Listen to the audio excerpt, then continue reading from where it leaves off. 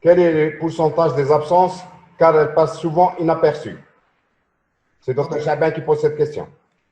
pardon, j'ai pas entendu la question. Il te Quel est dit le que les pourcentage? absences sont souvent, elles passent inaperçues. Est-ce que tu Oui. penses qu'il y a un grand pourcentage des absences qui ne sont pas traitées? Oui, oui, exactement. Parce que lors de l'interrogatoire, généralement, les parents viennent pour un enfant qui est soit agité, soit qui a un mauvais rendement scolaire. Et lorsqu'on demande donc aux parents, on retrouve qu'il y a des absences, soit à table, soit lors de la scolarisation, soit lors du début d'une épilepsie temporale. C'est-à-dire, les absences, il faut les rechercher, il ne faut pas attendre. Rarement les parents vont venir, ils vont vous dire que mon enfant, c'est-à-dire, a une absence. D'accord. Docteur Pourmita te demande comment différencier l'épilepsie temporale de la narcolepsie, surtout chez les jeunes adolescents. Oui, c'est une très bonne question. Merci pour cette question. Donc, tout simplement, donc, il y aura des lésions. Cliniquement, des fois, c'est difficile, mais généralement, l'épilepsie temporale, on a toujours des manifestations du sommeil. Donc, il n'est pas fréquente en matière de narcolepsie. Et deuxièmement, l'EEG est contributif en matière, donc, en matière d'épilepsie temporale, alors qu'il n'est pas contributif en matière de narcolepsie. OK. Donc, deux questions qui se ressemblent de Dr Mouhtari et de Dr Bourras. L'hyperthermie est le plus souvent la cause des convulsions qui donnent par la suite des épilepsies. C'est-à-dire, est-ce que les convulsions fébriles vont aboutir à une crise épileptique? Est-ce que les convulsions, plutôt, est-ce que la fièvre va aboutir à une épilepsie? Donc, Oui. on va voir les convulsions fébriles. À la base, on sait que les convulsions fébriles, c'est-à-dire pas hyperpyrétiques, c'est une prédisposition génétique. C'est pas tous les enfants qui font une fièvre qui vont développer des convulsions fébriles. La même prédisposition génétique prédispose aussi à développer une épilepsie temporale. C'est-à-dire chez des enfants qui sont prédisposés génétiquement, lorsqu'ils vont faire des convulsions hyperpyrétiques, il y aura un œdème, une inflammation qui va détruire l'hippocampe. Donc, à un âge plus avancé, vers 5 ans, 6 ans, lors de la labilité émotionnelle, qui est un facteur déclenchant, donc ces enfants vont développer des crises type temporale. Est-ce qu'on peut avoir une épilepsie temporale chez une adolescente? Oui, oui, oui, c'est très fréquent. Même si une pathologie de transition, donc la majorité débute, donc on a un pic entre 5 et 10 ans et un deuxième pic vers l'adolescence. Et généralement, c'est des enfants qui sont suivis à l'âge adulte par des neurologues. Généralement, ils vont traîner et par la suite, ils seront suivis par un neurologue.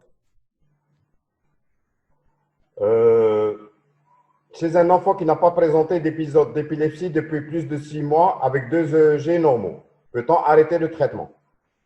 Non. Les recommandations, c'est 2 ans sans crise avec un EEG normal. Merci. Docteur Lina te demande, est-ce que tu peux dire un mot sur l'épilepsie du sommeil et quel est son pronostic? L'épilepsie du sommeil de l'adolescent, pardon. L'épilepsie du sommeil de l'adolescence ou l'épilepsie du sommeil globalement? Oui. Oui, oui. Quel est Donc, son pronostic? l'épilepsie du sommeil, si c'est une épilepsie centrotemporale, elle est bénigne. Donc, si c'est à pointe centrotemporale, c'est à pointe continue, elle est maligne. Dans les autres formes, elle est bénigne. Ok.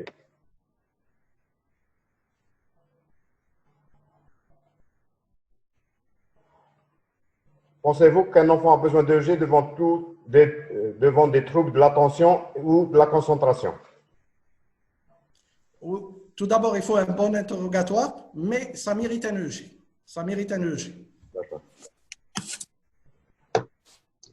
Euh, Docteur Nasraddin Bousta te demande la limite entre EPR et POX, intérêt de l'activation par le sommeil et le bilan neuropsychologique.